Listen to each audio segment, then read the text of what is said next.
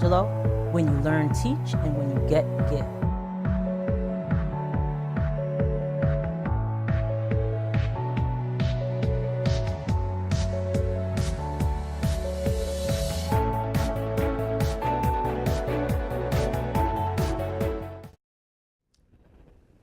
Hey, welcome to Conversations with Verdel Jones. I'm your host, Verdel Jones. Being an educator at heart, I'm dedicated to sharing conversations that inform and enlighten in the hopes that you learn something you may not have known.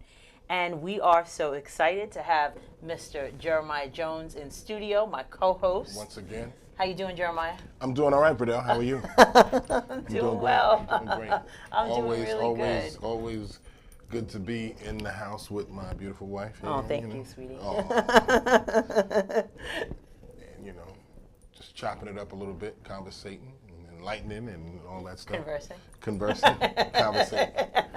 We got this thing with conversating and conversing. But anyway. So we have a great show planned for you today. We're going to be talking about some, basically what's going on. So there's a lot of things happening, in the news. There's a lot of things happening in our lives, and I'm sure you're probably going through some of the same things that are happening in our lives, might be happening in your lives too. So we're going to be talking a little bit about that. Yes, indeed. Before we get started, there's a couple of things that I want to make people aware of. The first thing is we're always looking for sponsors for Conversations with Verdel Jones. So if you have a business or you're interested in promoting your business, you can always reach out to us. So the sponsorship availability, sponsorship opportunities available. Our information is right there. You can always contact us. So if you have an event coming up or you want to highlight your products or services, you can do that on Conversations with Verdel Jones. So give us a call and we'll work something out because we need some cash to keep this thing, keep it going. Keep it going, yeah. You got to feed the machine, That's right. That's right. So, and we love doing this. So we want to make sure that we can continue to, to do this and also support businesses, out there. There's so many businesses, small businesses that are always looking for some, marketing, advertisement. Mm-hmm. So, we're here to help you out as well. So check us out and reach out to us about that. Something that I am super duper excited about is an upcoming event we have, and it's called the Write, Rhyme, and Recite Collective, celebrating young poets and highlighting authors. We have great authors that will be participating in this event. It's on June 10th, and that's on a Sunday at Touro Law College in Central Islip. We have Malik Canty. He's a poet. But and he's a published poet, so we're going to have him do a special presentation. I got the opportunity to hear him recite his poetry at an event, and he is amazing. So he's going to be participating. We have Danielle Gasper. She wrote a book about credit and how you can improve your credit. We have Ebony Gassini. She will be available there. Phoenix Love. I love Phoenix Love. This woman is just, look at her picture. She's like right in the middle there. She's such an inspiration. She is a mental health counselor by trade. She will be there to present her book. We have Nicole Martin, a beautiful person. I've gotten the opportunity to kind of meet all these individuals, and it's just great to get to meet these authors that have a story to tell and information to share. And then the last author there is Martine Mayes. I had the opportunity to meet her at the Curl Expo, the Got Curl Expo. Remember, we had Victoria Stanton here, and we went to the Curl Expo, and I had the opportunity to meet Martine. She is amazing. She's going to talk about fibroids. That her book kind of talks about her journey through healing herself with fibroids. So that's really, it's an interesting subject. So we have those authors that are going to be presenting on June 10th. And another piece of that program, which I'm really excited about, because we did have a program, the Authors Showcase, back in November. We highlighted authors. But now what we're doing is we're bringing in students, and we are offering a Poetry Slam scholarship. So we've selected the top 3 Poetry Slam competitors, or I say Poetry Slam scholars, and they're going to compete. at the Write, Rhyme, and Recite Collective. So we, as a group, we kind of took a look at the students and these kids the are top awesome. 3. These kids were awesome. All of them, all of the kids, we sat and listened to their poems, and they were all great. It was a hard decision, but we have 3 dynamic, poets, and their stuff blew me away. So right. It's going to be good, and I think people are going to enjoy what they're bringing to the table. Yeah, so absolutely. I'm excited about that. Yeah, and the cool thing is we have representation, across the island. Central Islip High School, right. Walt Whitman High School, and Westbury High School. So we got a little bit of Suffolk, a little bit of Nassau, and one of the schools is our alum. We're alumni of Central Islip High School. Alma mater. Yeah, alma mater. So we're gonna have. When the application started coming in, ask Jeremiah. Ask me. Jeremiah, what was I like when those applications were coming in? Nah, you were excited. I was so excited. Yeah, I was so excited. It's good seeing seeing it to come together and being able to do something for these kids and have them express their talents, and you see what they're giving and then giving back. I was so proud of them. It's great. Yeah, I was so that day. I don't know. I'm gonna be a mess, but it's so cool. I love children. I love young people, and being able. Their energy, right? Yeah, their energy. It keeps you young, and to be able to give back to them and have them, like you said, express their talents it's like I'm giddy about the whole thing. So I'm very excited. Yeah. One of the things, though, that I am asking people to please do is we have a GoFundMe for the scholarship. So we put out a GoFundMe a while ago. About a month ago. About a month ago. And we are really trying to get some funds into that scholarship fund. And it's all going to the kids and to the scholarship to make it even better and more robust. So any and all monies, it's not for us, it's for the kids. So any help anybody can give is greatly appreciated. So right, and it's you can find it on our Facebook page. I can put the link even in the comments here so you can see it, or you can go to Verdel Jones. You can go to Conversations with Verdel Jones Facebook page. Basically, it's GoFundMe.com/DeliTeach. So you can find it that way. I think it's DeliTeach. I'm pretty sure that's what it is. Yeah. So you guys can support in that way. That would be greatly appreciated. You mean like Wu-Tang, for the children. For the children, exactly. So we're really excited. We're looking forward to it. You can purchase tickets for the event on the flyer that I had up previously. There's you can purchase them through Eventbrite. So you can roll that back, and when you have an opportunity just to see what the link is, the link is also on my Facebook pages as well, so you can check that out. Okay. All right, so that's that. I wanted to make sure everybody was up to date on what's going on with DeliTeach and what we're doing, and just exciting. So I am excited. Good stuff. Good stuff. Exactly. The weather's turning a little something. I know. Starting to get a little warmer. This chill. We got to get this chill off. Because my bones, I'm a little. I can't take it. I can't take it. I'm moving. I'm going to Arizona or somewhere. But this chill look like next week it's going to be a little warmer. Yeah, it's going to be nice. I'm excited about that. Yeah, it is. So let's jump right into it. Okay. The thing that I kind of said about this show was what's going on, and we talk about current events. We talk about a lot of different topics. Right. But we wanted to start by talking about a couple things that are going on. Some serious things. Serious, yeah, exactly. Did you want to start with the breaking news, or did you want to go into the? Let's go to breaking news. To the breaking news. What's the breaking news? Cosby. Yeah.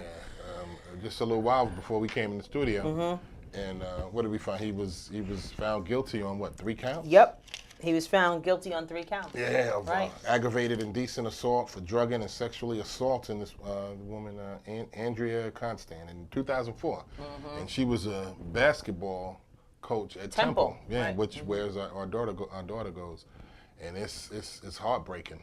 It's heartbreaking for the. For the woman in terms of going through it, all the victims, but specifically this one because we're talking about this particular case, definitely heartbreaking for her to have to go through that, right? For sure. but I'm sure she feels vindicated today. And it's heartbreaking for a lot of people in terms, and this is a hard one to try to break down, because it's heartbreaking because of who Cosby represented himself. That's how I'll say that. Represented himself to be. Right. To people like you and me growing up, you know, and a lot of people in the world. And it's heartbreaking when you see, you know, a figure like that you held in such high esteem, and you find out information that brings them down, you know, and all the positive things that he did, you know, he has done. And all it takes is just, you know, and not to say that he even just did one thing. I mean, you got multiple counts even that aren't even brought to light. Right, so exactly. He's a bad dude. He was a bad, like, and terrible guy. Right, absolutely. That did good things. Right, and and that sometimes, you know, it's hard to kind of separate that. Yeah, you know, so he rough. used his power and influence to manipulate a situation. To manipulate, right? Exactly. That's a great way to put it. Yeah, and the thing with that, and we were talking about this earlier. You know, Fat Albert. I didn't even bring up Fat Albert, but I love Fat Albert. I love the Cosby Show. The Cosby Show, for me, for us, was really, it was so impactful. Right. And it was a aspirational. Template. It was aspirational. Exactly. And it was like a template for us, or like instructions on how to raise a family. Right. You know what I'm saying? Absolutely. How to govern yourself in situations, and what you should expect from, you know, a family growing up and that type of thing. You know, a lot of, you know, some people came from situations like that, some people didn't. Right. But it seemed like a lot of people aspired to, because they gave off the, you know, the impression, or the you know, the scenes was that, you know, there was a loving family and everybody was trying to do positive things. That's right. Kids messed up a little bit. Yeah, and, kids you know, with kids like they did do. that right. Right. Yep. Vanessa getting drunk. Yep, dragging her down. You know, Theo, you know, having the dyslexia. You know, everybody. You know, Denise getting married when you know the whole. It was a lot. Daddiness. You know, the whole bit. So you know, I say it to say I because that show had such an impact on me, and the way that. You know, the way that we conducted ourselves in a lot of ways, that loving relationship between Claire and you know, Dr. Huxtable, Cliff, it was, you know, it was very impactful. Right. And that really brings to the point of media and how powerful media is. Oh, no question. So you have a show like The Cosby Show that was positive, and you see how it kind of frames what the aspirations of people might be, or even what others see about people. And media is very important. And I think that really brings us to you know, another topic.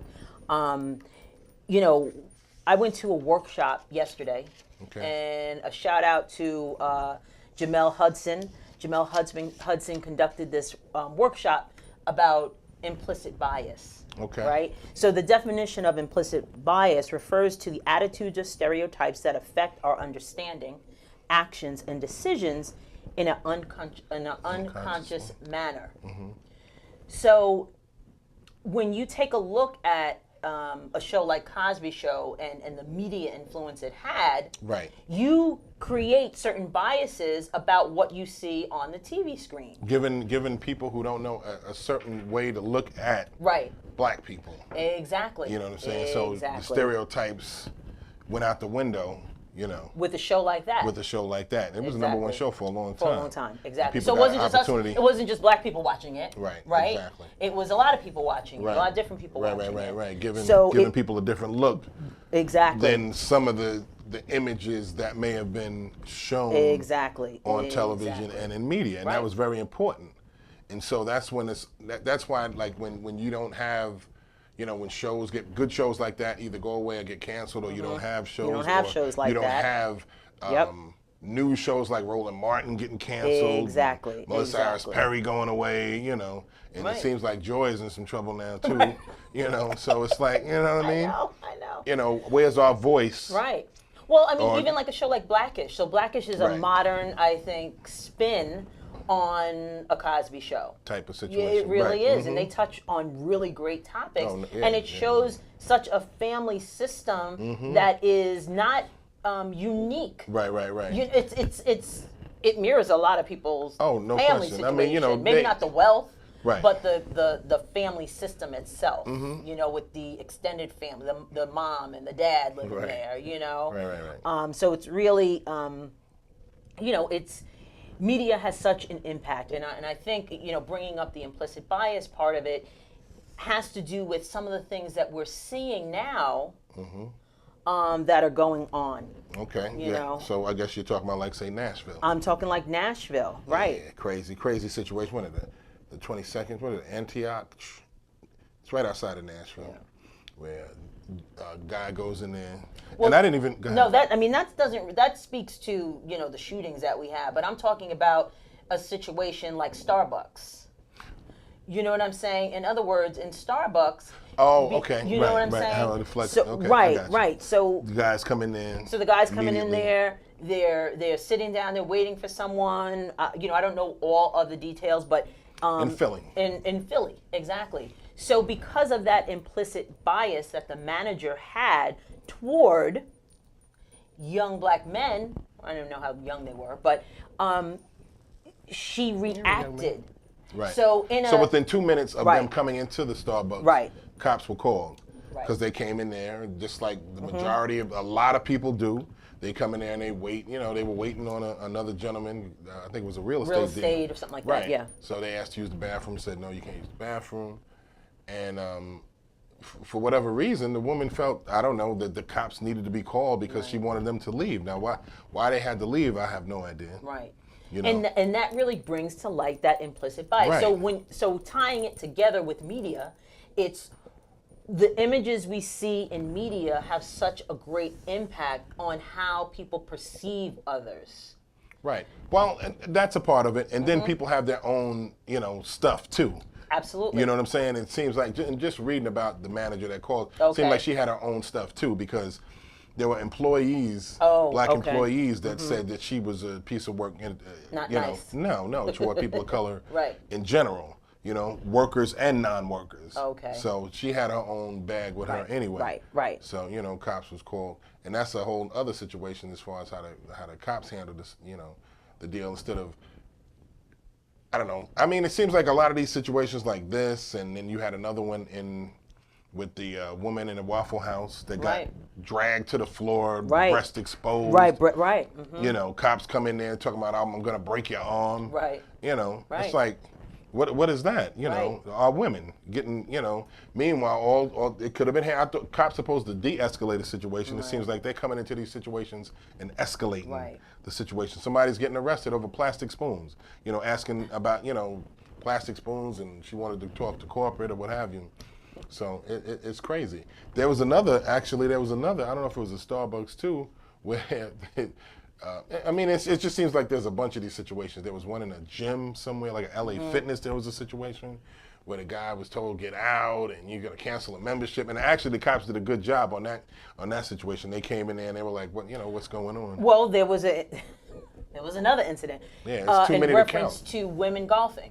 Right, they were taking too long. They were taking too long. Yeah, and the cops were called. It's like the cops are called. Right. It's like, you know. Instead of using customer service. Right, and handling a situation. It's like the cops are like the guardians for these people. Okay, I feel uncomfortable, I'm calling the cops. And they had, you know, quite frankly, they do have other things that they need to be handling. Well, I mean, it seems like with people of color, it's like, okay, well, we're going to call the cops on you. And these women, I think it was a group of 5 women. Yeah. They weren't arrested or anything like that, you know, but they were called. The cops were called. Why did the cops have to be called? And, you know, Joe Madison, you know, the Black Eagle I listened to, he talks about cultural conditioning. You know, and I think it is a matter of cultural conditioning where, you know, there's a superiority, you know, complex. So anything that's not, you know, if it's a black individual or minority individual, it's less than. You know, and it's cultural conditioning because we, even within ourselves, there's cultural conditioning. You know, you think about it. How many years of the negative have we seen about, you know, black individuals? Right. And even for us, it's that cultural conditioning. There was we watched yesterday at the workshop, that doll test, Right. where they asked. They asked a little girl with dolls prettier. Right, which one's the bad doll? Which one's the good doll? Which doll do you prefer? And it was black children. They did this study back in the 60s, but they redid this not that long ago. Yeah. And the results were pretty similar as they were in Back the then. 50s or 60s, whenever it was. I don't remember. I think it was the 60s. Yeah, it wasn't the 50s. It was I think it was in the 60s. And they were children, and they had the children, it was a black doll and a white doll, and they asked the children to pick which doll they wanted to play with. Which doll was the good doll? Which doll was the bad doll? And even for these black children, they, one which was really moving, the little girl, she asked the little girl, which doll is the bad doll? She pointed to the black doll. Right. And then she said, which doll looks like you? And the little girl hesitated. And these kids were about 5 years old. She hesitated, and she picked the black doll and just moved it away, because that was representative of her. So it's a lot of, it's cultural conditioning. It's crazy. Yeah, and it really has an impact. So going through the workshop that I went through, I think it's important for people to be aware of it. You might not be able to change people's ideas and opinions, but when you're talking about their actions and decisions that they may make based on that, that's when you can hopefully make an impact, because maybe they're more cognizant of it. Because sometimes they're not. It's unconscious. Sometimes it is because of the cultural conditioning. Okay. So now that brings us to, more about what's going on in Nashville. Yeah. Yeah. Outside of Nashville. That was crazy. Yeah. And like I was saying, this guy goes into, and I didn't even realize until I was reading a little bit more up on it. It was like 3 in the morning. It was early morning. Guy goes up into a Waffle House with just a jacket love Waffle on. House. Right. Yeah, I love Waffle House too. I mean, come on. Yeah, it's just crazy. And starts shooting. Starts from the outside, shoots 2 people, and walks inside, starts shooting. His guns jams, and good thing there was this guy was here, James Shaw Jr. He bum rushed him, took the gun away from him. He's like in his 20s. He looks like he was, okay. Mid to young late guy. 20s. Yeah, okay. Yeah, bum rushed him, snatched the gun out of his hand. The guy took off into the woods naked. Why was he naked? Because he's crazy. Right, because exactly. Because he's a psycho. That's why he was naked. And and 4 young lives was taken. And the thing that disturbs me about it, this same dude, man, in July, he was arrested. Yep. Near the White House. Right. Because he's involved in some group, anarchist type group that they don't have to abide by this country's laws and all this type of deal. They don't. Is that like Waco? Was Waco something similar I'm not to sure, that? Probably. Yeah. Okay. Yeah, and they burnt them up or whatever they did over there. That's but crazy. I think and he's involved in that. And he was arrested, and he got his guns taken and whatever. Somehow his father got his guns back. One of the guns, which is the AR-15. He's from Illinois. Illinois, right? Yeah, he just recently moved to Tennessee. Oh, okay. And and he, outside of the White House, said he wanted to see the president and all this other stuff with his guns and what have you. And, Donald Trump was in office at this particular time, which is important. So, he got his guns taken away, and I guess he was put on some sort of probation type of deal. And once it was up, his guns were, somehow his father got his guns back, right? Oh, right, okay. And his Maybe father they gave surrendered the guns, them to the father for whatever reason, or? The father gave the guns back to this Right. nut. And then I think it was like the day before.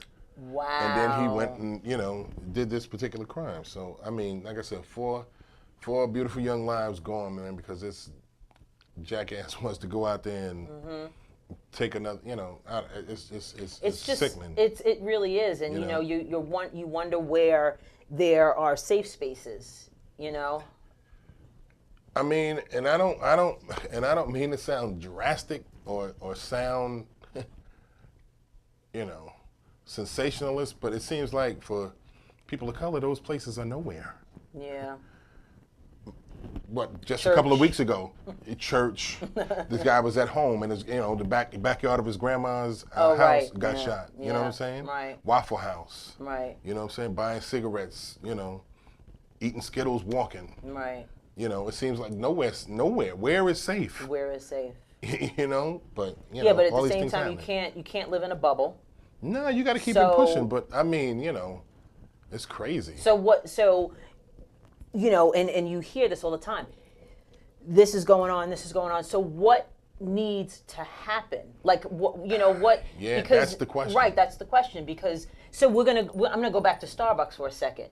Starbucks was reactive, and they are going to be shutting down for a whole day to do similar training that I went to, the implicit bias training. Right. That's, you know what? Oh, you talking about in terms of like people saying they're going to protest whatever or do this? Right. Thing. So Starbucks is shutting down. They're doing this. They're reactive.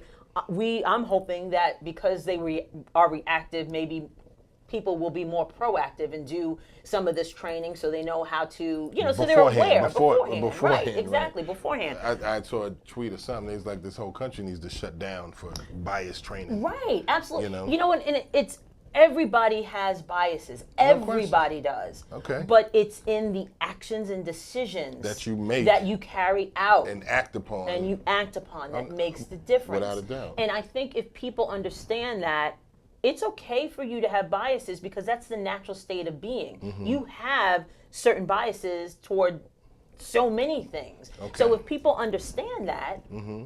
and they know that and they're aware of it, and you can get them out of the unconscious into the conscious, you'll be able to maybe change their actions, not their thoughts, but maybe their actions and their decisions that impact sometimes in deadly ways. Right. And sometimes you got to look though, what are these biases based on? You know what I mean?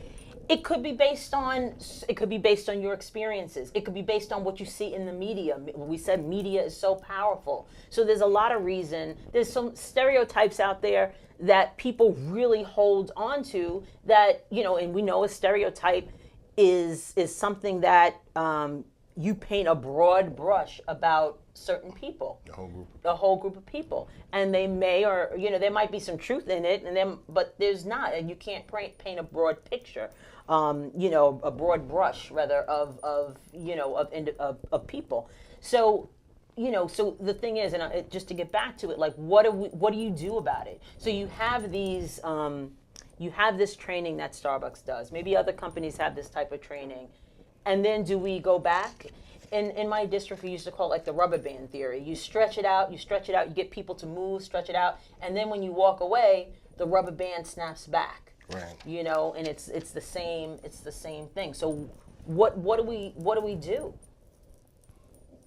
I don't have the answer to that. Yeah. Yeah. That's something we all gotta collectively think about and come up with. I don't know. I think it's having open dialogue and being comfortable with having open dialogue and really speaking. And also, that says a lot, though.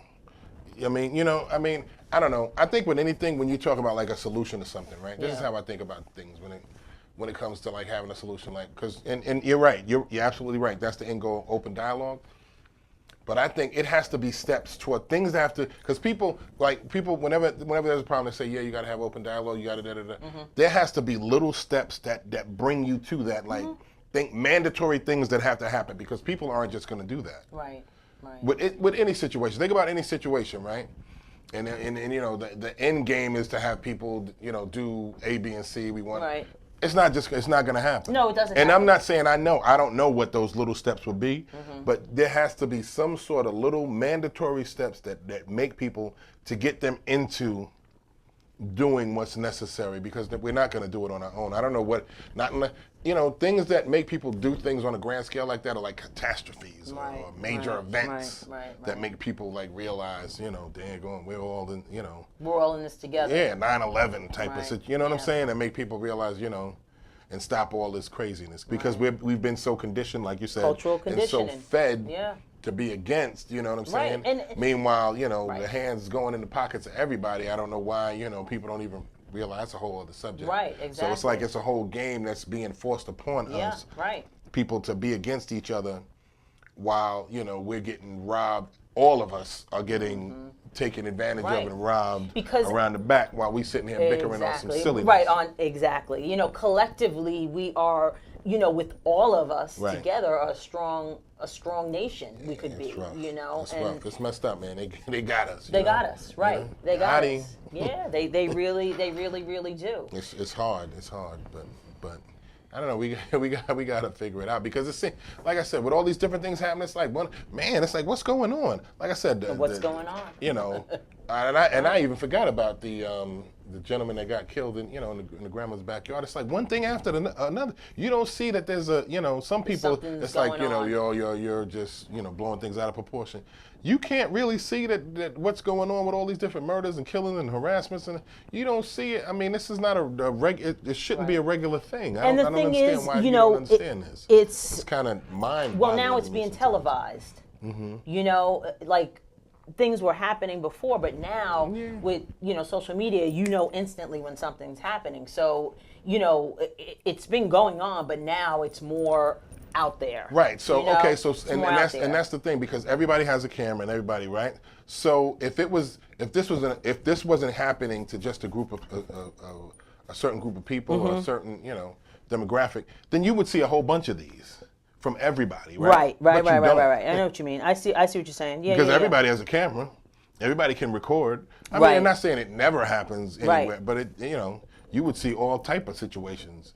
But you see a certain group of people all the time with some situations. Well, you also, you can talk about, Parkland, and mass shootings and things like that as well. Yeah. That's a whole other time. Right. Right. So that's going on too. And that goes to the our higher ups, the people at the very top, our leader, our commander in chief. And I don't even like to talk about it too, but just like talking about the Nashville situation. You have a person that was arrested outside of the White House when he was in office, right? Yeah. So trying to come at him, right? And then this guy kills 4 people. Right. And you have this hero that stops him. They arrest the guy. Not a peep. Right. Not a peep. And this is the same person that sits on the toilet at 3 a.m, tweeting up a storm about any and every little crazy. He went on a rant today on Fox and Friends. I think he screwed himself because he, said something about, Michael Cohen, but that's a whole other thing. Right. Yeah, I know they were saying like there was this big news. It was a big news day, and I don't even know what happened today. I mean, besides the Cosby. But not a peep. Not a peep. Not a peep about this, about the hero. You would think this would be somebody that you would want to, I know. give congratulations to, but now he talking about thanks Kanye. And that's a whole. He thanks Kanye. Yeah, for his for this psycho, this nut job wearing the hat and acting all. Thanks Kanye. That was one of the tweets. Yeah. Yes. He said, and I think he said it in the interview. Thanks Kanye. And, where's my? You know what? Wait, you got a spoon? No. I need a spoon. I need something. Because we got to get Kanye woke up. I'm gonna use I need a spoon. Kanye's in the sunken place. Yeah, I need a spoon or something. I know he ain't watching, but I'm gonna need something to get that cat woke up because he wilding right now. He wilding. Oh my goodness. Oh my gosh! Find me a spoon. So that's going on, right? That's what's going on in the news. Some things, and some really serious topics. So we're gonna take a quick break. We're going to show, guys, I wrote a book, so I want you guys to check out. I wrote a book. It's called The Parent Agent, so we're going to take a quick break, and we're going to play The Parent Agent. And when we come back, we have some more stuff to talk about. See. How do I get my child into the best college? Why is early planning imperative in the college process?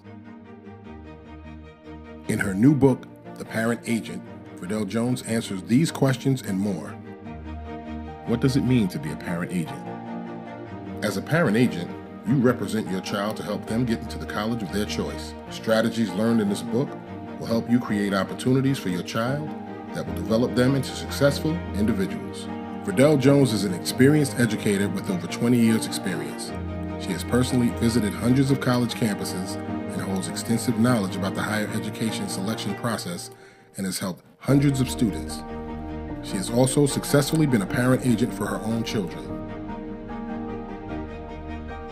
In her new book, The Parent Agent, you will be given concrete information on how to visit colleges, learn why knowing your child is critical in finding the right college, Understand why starting early can make all the difference in keeping your child on track for higher education. Gain an understanding of the financial aid process and discover steps needed to financially plan for college expenses. You will also receive useful resources and checklists to keep you organized and focused. All of this information and more is contained in Verdel Jones' new book, The Parent Agent. So let this book be your guide through the college process to get to the end goal, your child enrolling into the college of their choice. To get your copy of The Parent Agent, go to deliteach.com and order your book today. So welcome back, and I just want to say thank you to everyone who's watching out there. We really appreciate you guys supporting us, as we chat it up. Converse. As we converse. Just chop it up, not chat it up. Chop it up. Yeah. All right, chop it up. Come on now. Okay. So we're gonna switch gears a little bit because we talked about what's going on. That was the topic. We're gonna downshift. Yep, that's right.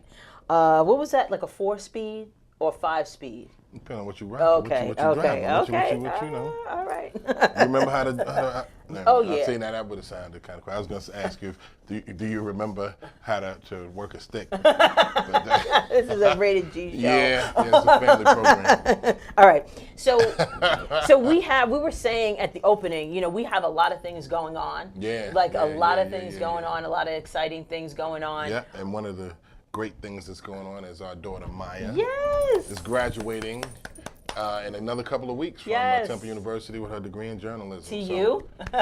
Strong J. Strong J. We are very, very, very proud of her. She's about to step out in the world and do big, great things. She's been doing big and great things the whole time. So we're real excited about that. So graduation season for college students is coming up. A lot of graduations happen on Mother's Day. A lot of them do. Yeah, why did they do that? I don't know. Marcus graduated on Mother's Day. Yeah. So we were there for his graduation on Mother's Day. Maya's graduating on the 10th. So, we, like Jeremiah said, we are really excited about that and very proud of her. Yeah. So what happens, okay, I was talking to Maya last night. She called about, I don't know, it was like 10 o'clock. By the time I got off the phone with her, I'm like, Maya, I'm going to fall asleep. Y'all on the phone for a long time. We were on the phone for a long time. And she was talking, we were talking about, we just talk about all kind of things, but we were really, kind of chatting about what she's going to do after, her plans and her aspirations. And Maya is very good at networking. Right. Yeah, and that's really important for students to be able to do. Yeah. So one of the things we wanted to talk about was, that process, really. Of networking and because I don't know, man, it seems, I don't know if it's a generational thing, like this generation and networking. I mean, like we said, Maya is good at it. So Marcus was not so great at it. He's getting better. But I don't know. I mean, it started younger. Remember how, like, when they were young kids, and if we see, I don't know if that's a parent thing. I don't know if that was if we would see one of their friends in the store, or anywhere, like when we were out, we'd be like, oh, Maya, there's so-and-so. little so-and-so. Yeah. She's like, it's like, no, stop, Hey, man, isn't that your friend? Ain't that your girl? So, I know what that went on throughout her, growing up or what have you. But, we're trying to impart on them, and we've been trying to impart on them that networking is major. You know what I'm saying? Major. A lot of connections, a lot of things you get in life or opportunities come through networking. Right. So when I was talking to Maya, she was explaining to me that she went to an event on Monday on her campus, and it was this online, I can't remember the name of it, but it was this online show that she just started watching, and she found out they were going to be on her campus. So she went to the event early. Right. They gave a presentation, whatever the online show is, and there were the what do you call it, the participants in the show, or they're not actors because it's like a talk show kind of a thing. But so they were there, and after that she went up to them. She was networking with them. She was like, I want to be a producer. That's what I'm interested in. And she handed out her business cards. And as I was talking to her last night, she was saying she's been handing out her business cards to all these events. She went to the National Association of Journalism. They have a regional conference. She went to that, handing out her business cards and networking. And she was talking to Kevin. That's when she met Kevin Powell. That's right. She met Kevin Powell. Yeah, met Kevin Powell. Right. I forgot about that. They were talking it up. They was. Yeah, because she was like, I met this guy. He did the keynote, and I met this guy. He is really cool, and I'm not sure if you know him, Kevin Powell. And we're like, really, Maya? He's like, he's a great, And he was writer. She said he was so nice. He was so nice and willing to help out. So you would never know if you don't, approach and. What's talk. your saying, Jeremiah? I say it all the time. Closed mouths don't get fed. That's right. I tell you that all the time. You You do. gotta speak up. I know. You're absolutely right. What's the worst people gonna say? That's right. What are they going to say? No, I can't. And that's it. And, right. and then you move on. You keep moving. Yeah. But they might say yes, or they might say I can help you. Right. So you gotta ask. There's no harm in that, at all. And I try to impart that in my kids, man. Don't be afraid to ask. Right. 'Cause sometimes people are just waiting for someone to ask. That's absolutely right. And that's a great segue because we were also talking to our children about mentors.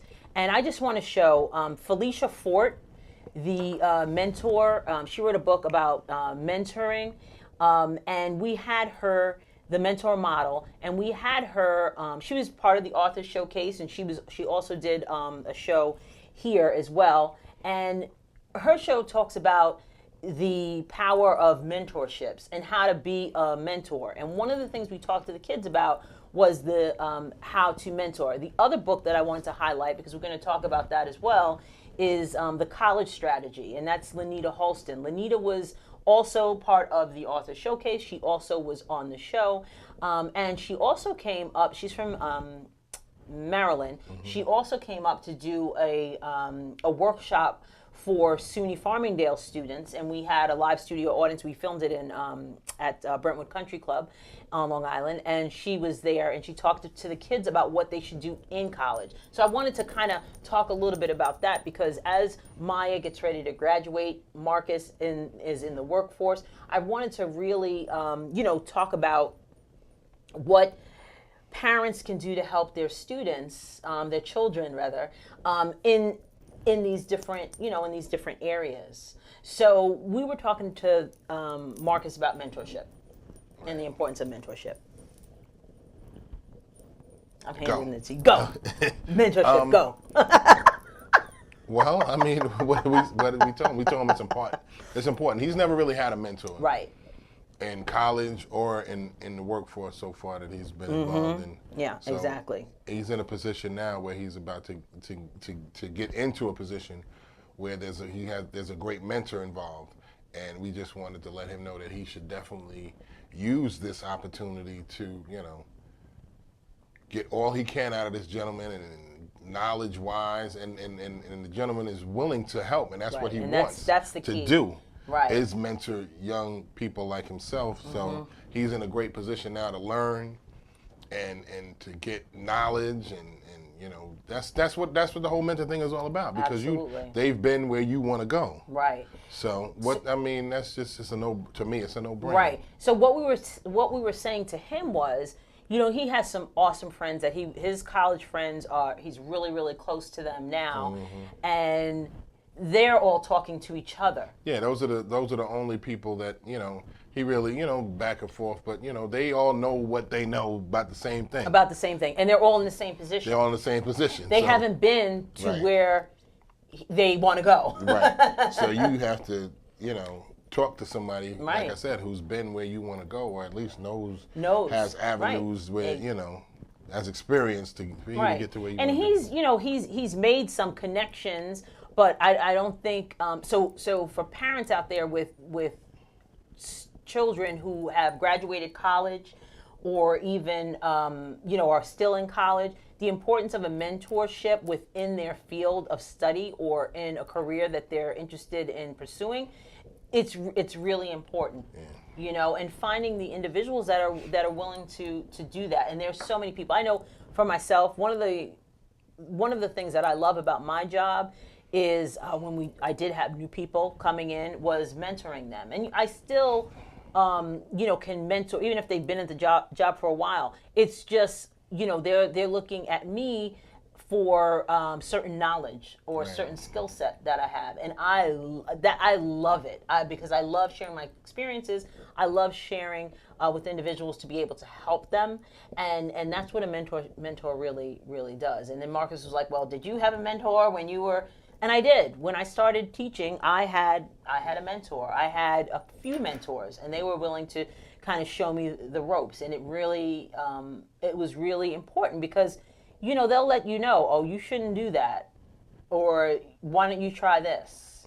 And it's really important, to have that mentor. Definitely. Working with you. Being, and me being in the, starting off, being in the military, that's all you have is mentors. Okay, in right. the military, you know what I'm saying? When you're coming in young, you have no idea. I mean, it's set up, the system is set up. Kind of that way. Right. to have mentor, in your pay grade, and I mean, not in your pay grade, but in your, specialty or whatever. You have nothing but mentors to rely on, and, so, it's very important. Yeah, and I think people naturally want to help.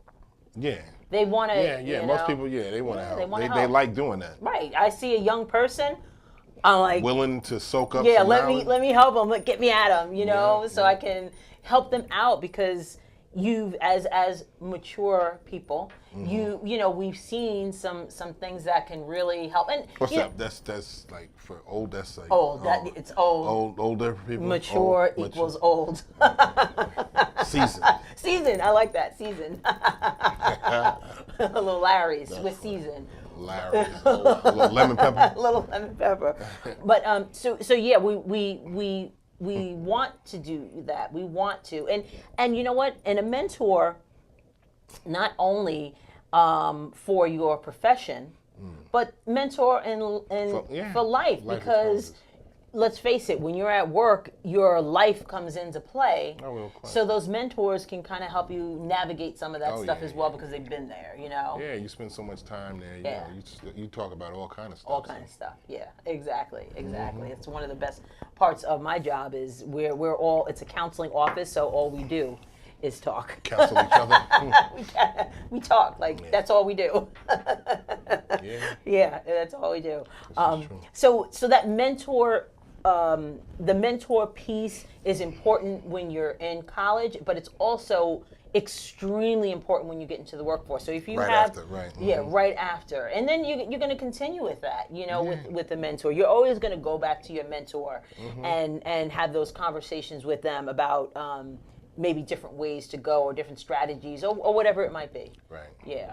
So that's one piece of it. The other piece that I think is so important is for if you have if you have children in college, and like we showed with Lanita Halston, she wrote a book, The College Strategy, that kind of really speaks to that. And you had the experience or you've been able to see her presentation. And what are some of your takeaways with that as far as that's concerned? Well, I know she was big on telling students to get involved in a bunch of stuff, to make sure you get involved in different experiences and, don't just sit around and, go to class, come back to the room, what have you. Get involved. Right. So that was one of the things. And also, by getting involved, because really, when you're going to college, with the ultimate goal is to gain employment once you get out of college. And don't wait till you graduate to start. Right. I mean, you could start freshman year looking at, what I mean? But, I mean, don't wait till you get out, like your senior year, like now, to be like, okay, what am I going to do as far as, you should start working on your resume as far as what you're going to be presenting to an employer as soon as you go to college. You know what I'm saying? Right. Because a lot of that stuff that you do, you can put on a resume. Right. Because this is basically, that'll be like your job, your experience is this college. So, things that you do in college, you can translate that to, relatable skills to put on a resume for college. So and the thing is, good. Right, exactly, and it's transferable skills. Right. So say for example, you're in charge, you're the treasurer of some club. Right, yeah. And you could talk about finances and fundraising that you've done. Right. And that is a transferable skill that you could take to an employer. Right. And you don't necessarily have to put on a resume, I was the treasurer of the Star Wars Fanatic Club. You know what I'm saying? You don't put the Star Wars Please part. don't put that. No, but I'm just saying.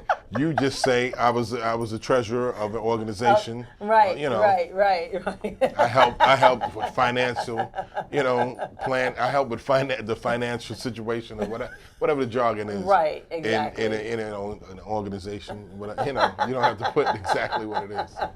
What is that, Quibbage? Is that what they do? What is Harry Potter? Yeah. Quibbage? Because they have like Quibbage clubs. Like they play Quibbage. I don't know how they do that. Is it Quidditch or Quibbage? I don't even know.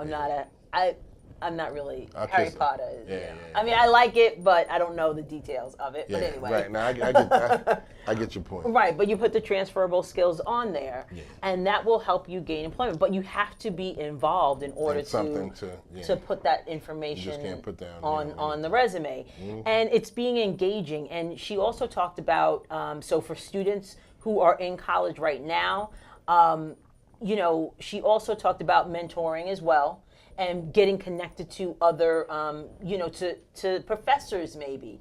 Professors who have a specialty in a certain area. Connect with the professors. So mentorship is not only important after, it's important now. During. And, Maya has had some experience with that as well, especially this year. Right.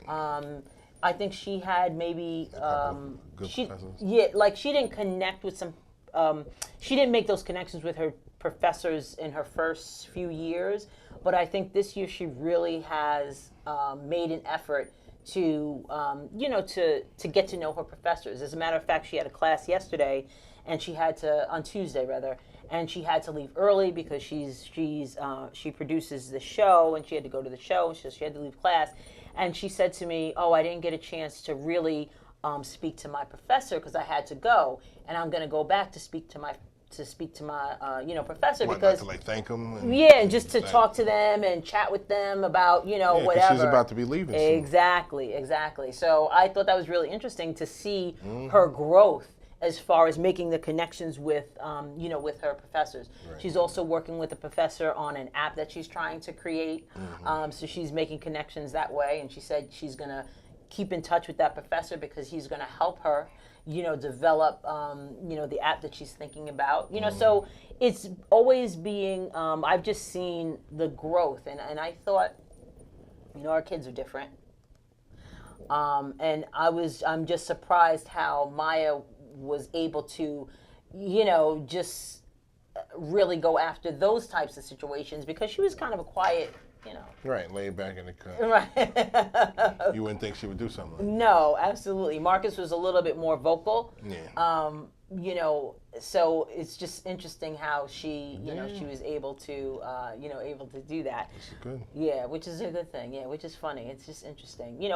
But it's so important to make sure that you, talk to your children that are in college and even in high school. Right. But, about these things because they're in college, you don't want them to waste that time. Right. You want them to do and be successful academically, but you don't want them to waste,